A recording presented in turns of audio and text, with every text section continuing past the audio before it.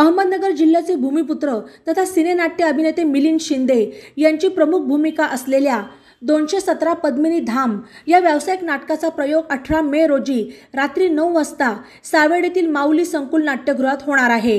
लेखक रत्नाकर मतकरी यांच्या कामगिरी या कथेवर आधारित 217 पद्मिनी धाम भास की आभास चे नाट्य रूपांतर नचिकेत दांडेकर आणि संकेत पाटील यांनी केले असून संकेत पाटील यांनी नाटकाचे दिग्दर्शनही केले आहे। या नाटकास अनिकेत कदम यांची गीते, शुभम ढेकळे यांचे संगीत, संदेश बेंद्रे यांचे नेपथ्य, शीतल तळपदे यांची प्रकाश योजना, संदेश रणदिवे यांचे नृत्य दिग्दर्शन, सिद्धी चिखलकर यांची वेशभूषा लाभली आहे। नाटकात सुनील तांबट, अमृता पवार, सचिन नवरे, अनिकेत कदम, सुबोध वाळणकर आणि मिलिंद शिंदे यांच्या प्रमुख भूमिका आहेत।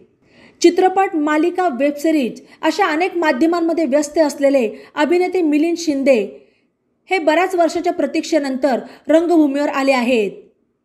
यापूर्वी त्यांची भूमिका असलेली झुलवा, ती फुलराणी, कथा अरुणाची, लग्न कल्लोळ, अलबेल, अबीर गुलाल ही सगळी नाटके गाजली आहेत।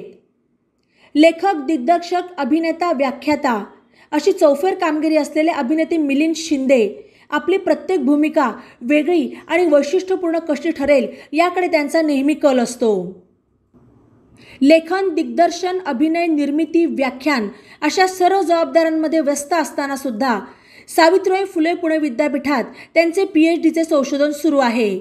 त्याचबरोबर त्यांचा एक नवीन कथासंग्रह देखील प्रकाशनाच्या वाटेवर आहे। बातम्यांसाठी ई नवा मराठा YouTube चॅनलला सबस्क्राईब करा आणि बेल आयकॉनवर प्रेस करा।